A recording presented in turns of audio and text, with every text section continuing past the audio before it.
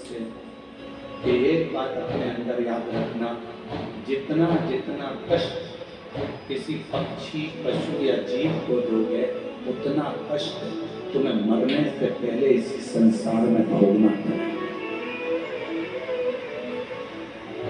मरने के बाद की हम भी गारंटी नहीं लेते, क्योंकि हमने देखा भी नहीं और जानते भी, पर जीते जीते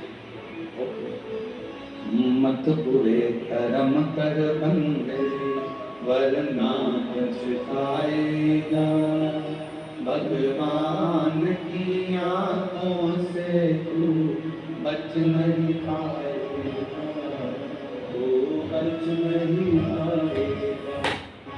अरे ओ अज्ञानी मत करना,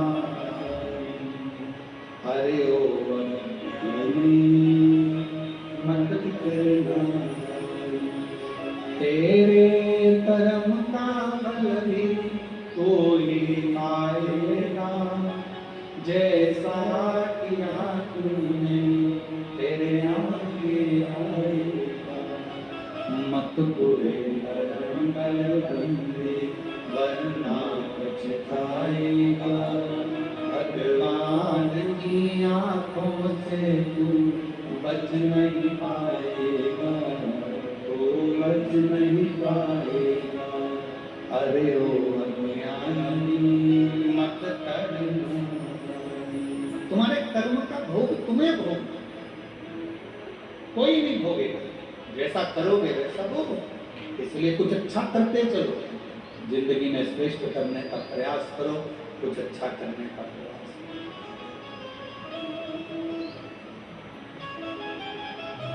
अब रानी ने फिर हाथ जोड़कर प्रार्थना की, गाला मुनि से कहा कि अब मेरे पति को इस योनि से मुक्ति कैसे, वो मुर्गा ना बने, कुक्कुट ना बने, उससे मुक्ति कैसे?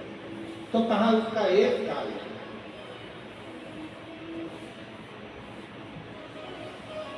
जिस स्थान पर ताम्रचूर्ण ने तप करा,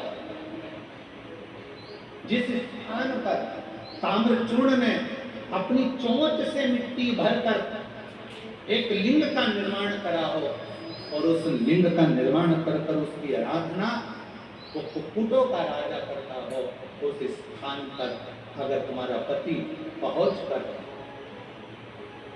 शिव का अभिषेक कर कर, पूजन कर कर, अर्चना कर कर क्षमा याचना करे, तो वो उस योनि से मुक्त हो। महाराज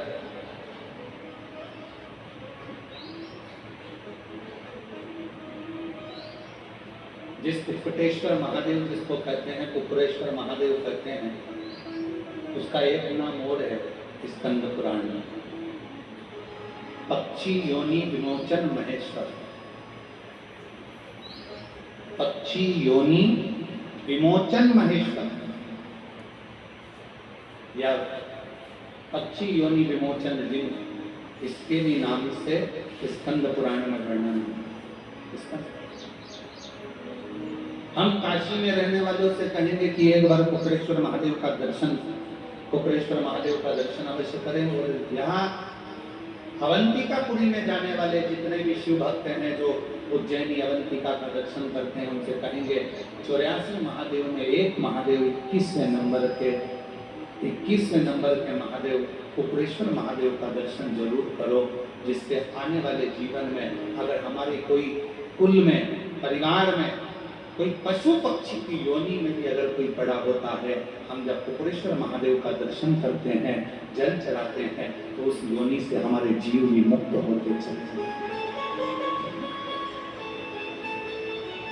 तुम्हारे पति से कहो जाकर कुकुरेश्वर महादेव का दर्शन करें, जहां ताम्रचूर्ण ने उस लिंग का निर्माण कर भगवान शिव का दर्शन पाया था, और शिव जी ने वहां पर उस ताम्रचूर्ण को दर्शन दिया।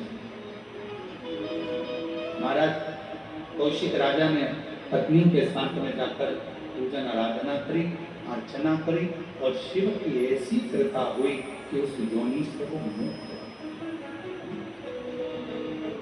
आपको मालूम है शिव जी के मंदिर में, शंकर के धाम में, शिव के स्मरण में हम लोग आप लोग जब दंडवत करते हैं, प्रणाम करते हैं, भगवान को नमन करते हैं, तो उस शरीर के जमीन पर सोने पर ना जाने कितने कितने जीव ऐसे रहते हैं।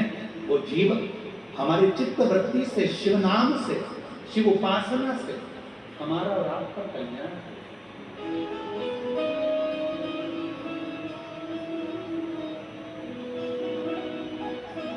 दो बहनें यहाँ पर बैठी हुई हैं,